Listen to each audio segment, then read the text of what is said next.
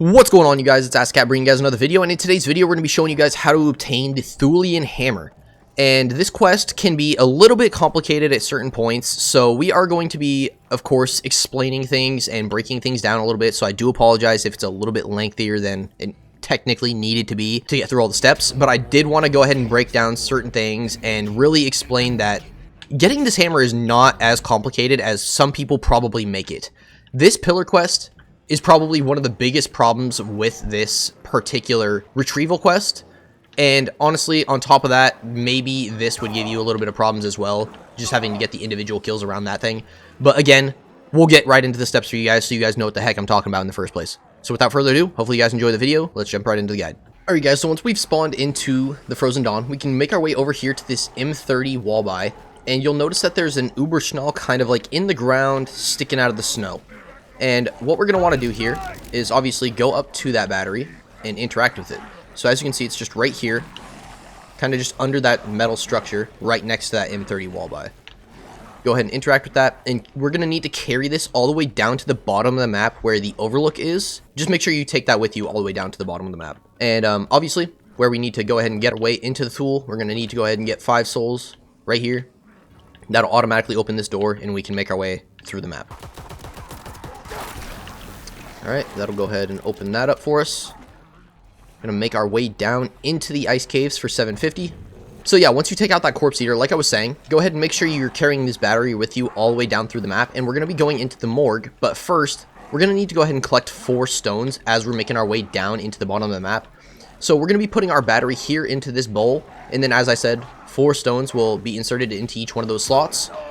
And spawn location 1, which is why I was bringing it up now, is right here, just right there as you're looking off that little overhang. And we're gonna make our way down into the morgue as I was saying before. These stones will also, I would like to mention, spawn in the same place every single game. So we're in the morgue now, right here behind this armor machine, just right here on this little structure.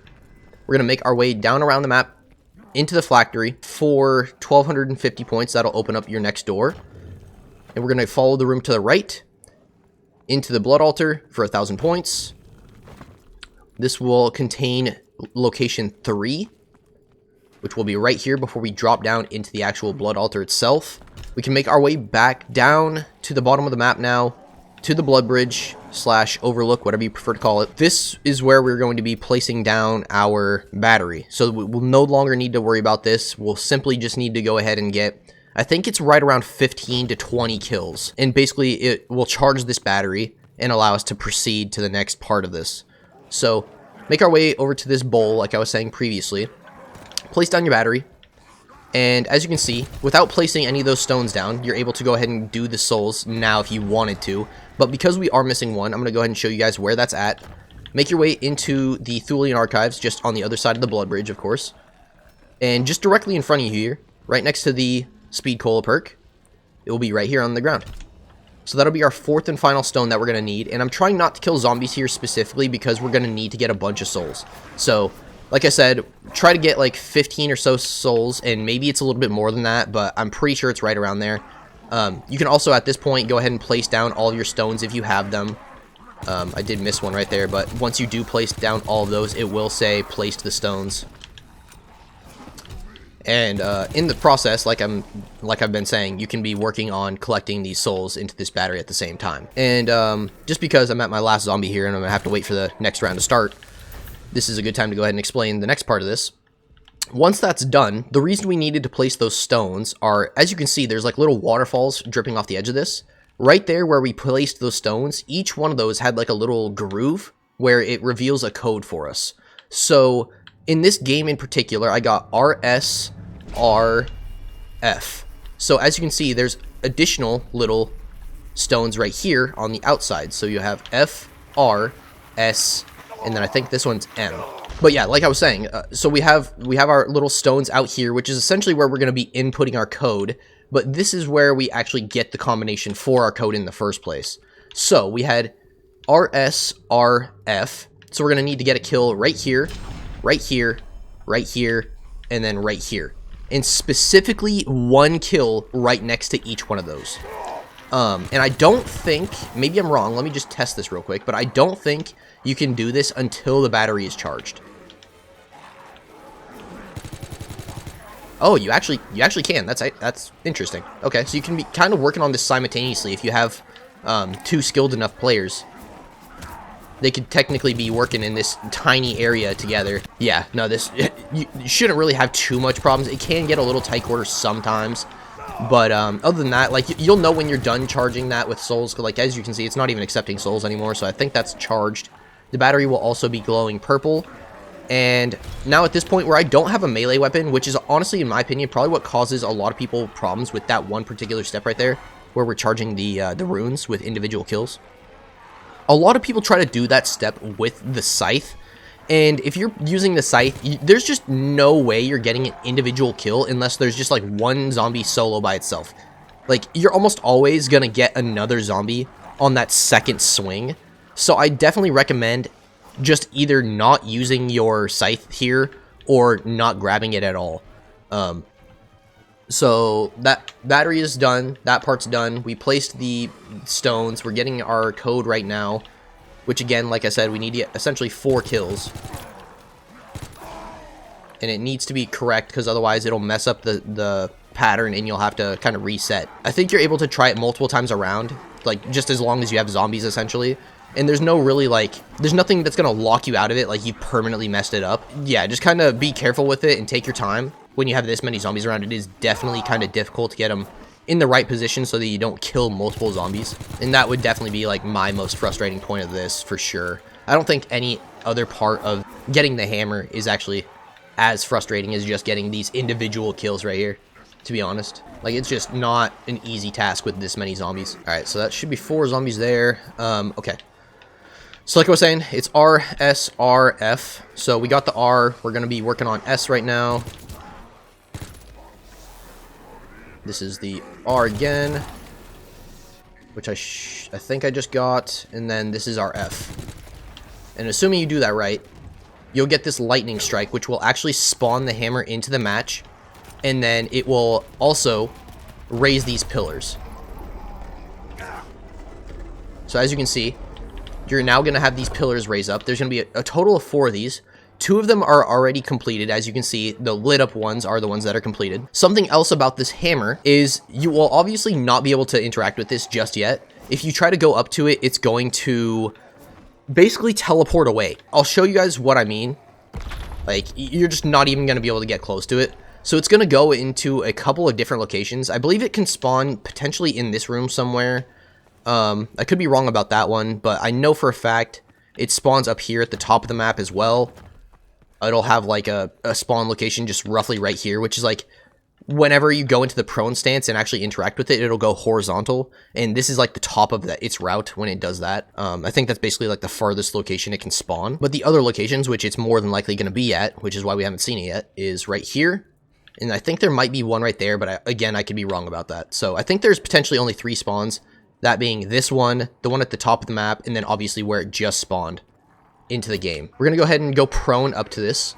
That way we can look up at it, interact. And I got up too soon because that zombie was smacking me, but it should go horizontal. That way it will basically float around the map. Okay, yeah, so there's a spawn location here in the morgue as well. Yeah, you pretty much just need to crawl right up under it. You're going to interact before you stand up, and then it's going to go horizontal. So now it just floats around rather than teleporting, and then you basically direct it back to this area down here once you have all 4 of these pillars lit up. And while we're on the topic of the pillars, we're going to jump right into solving those, because this is probably the part that causes people the most frustration, because a lot of people don't understand it, or when you're seeing it in a video, they try to direct you to some sort of spreadsheet or some sort of chart that just doesn't make sense. Well, I'm here to break it to you, but you don't need any of that garbage, and I'm here to tell you there's simply 3 combinations to this pillar, and if you know what you're doing, this is easy as hell. So, in short, any block that you shoot is going to turn twice, and the ones on top and below are going to turn once. So, what you're going to want to do is force all of them but the bottom one to turn forward. So what I mean by that is, because every one that you shoot is going to turn twice, you're basically going to shoot the one right next to the one that you actually want to be trying to turn, essentially. So we're going to go ahead and shoot the second one in order to get that first one to turn forward, the third one to get the second one to turn forward, and then we'll shoot the bottom one to get that third one facing forward. And as you can see, that bottom one is going to be mismatched and not facing the correct direction. So what we want to do is see which way that is facing. And there's obviously, because it's not facing forward and it's a square, there's only 3 directions it could potentially be facing. Therefore, there's only 3 combinations. So right now, if you were facing it and you're like looking it in the face, it would be facing right. So it needs to rotate 3 times in order to be facing forward. That being said, our combination for this pillar is 1, 2, 3, 0. And I'd like to mention the bottom one that we turned to where it's not facing correctly, that one will never be shot. So every single combination is going to be 0 for that block. You're never going to have to shoot this bottom one after you've gotten all of them lined up the way you need them. I mean, so like I said, get 3 of them facing forward. This one will be facing whatever direction it needs to be. That will tell you your combination. Our combination for this one is 1, 2, 3, sorry. So I'll go ahead and shoot the top one once, shoot the second one twice, and then we'll shoot this third one 3 times. And then as you can see, that will complete that pillar. So once again, I'll go ahead and show you guys how you do this with the second one. Go ahead and just like indirectly shoot whichever one you're trying to get to face forward. And I think that one was different this time. So this one, it's a good example. I'll be able to show you guys a different combination. But this one essentially needs to turn twice to face forward. So our combination is 2, 0, 2, 0. So shoot this one twice. Shoot this one twice. And that's going to solve that puzzle. At that point, because all of the puzzles are completed, all of these pillar puzzles, we will be able to direct the hammer back here, and it will actually be stopped, and we'll be able to pick it up. But just for the sake of showing you guys like more combinations, I'm going to try to mess it up and potentially get the other combination. I don't know how to force these by any means, so I'm just kind of randomly shooting it. But yeah, so we're going to go ahead and try to line it up again. See what happens here. Alright, we did get left. That's perfect. That was super lucky. Anyways. So, oh no we didn't, because that other one's not facing forward. Oh, we did. Hell yeah. Okay, so this combination, because it's on the left and it needs to turn 1 time to face forward, this combination is 3, 2, 1, 0. And like I said, whatever block is not facing forward when you do this strategy, that one will never need to be shot. So, as I just said, 3, 2, 1, 0. So, 1, 2, 3, 1, 2, 1. And then that will solve that one. So at this point, in order to wrap up the Trevo quest for the hammer, we're going to need to go ahead and direct it back at this point. And if it's still teleporting around, go ahead and make sure you go prone, interact with it, and it will go horizontal like this. At that point, you can go ahead and follow it around the map until it goes back into this area where it started. And once it's zapped like that and it goes vertical again, you will then be able to actually go pick it up. And congratulations, you have obtained the Thulian hammer.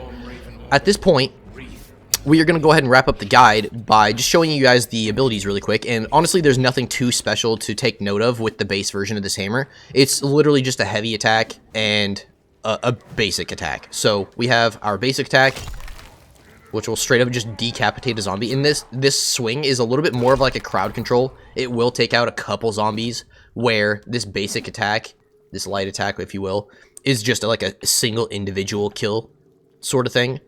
This one definitely does at least 2 or 3 at a time if you like within proximity of zombies. I'm going to go ahead and end off the video there, which actually just real quick before we end off the video, I just wanted to point out that we are going to be doing the Thulian flail next, which will be the 4th and final base weapon that we can get in the Frozen Dawn. So that will wrap up the mini series on how to get each one of the base weapons. And then we'll be going into how to get the upgraded variants. So with all that being said, I'm going to go ahead and end off the video there. Thank you guys for watching. Hopefully you enjoyed the video and found it useful in one way or another. And I'll be seeing you guys in the next guide. Peace.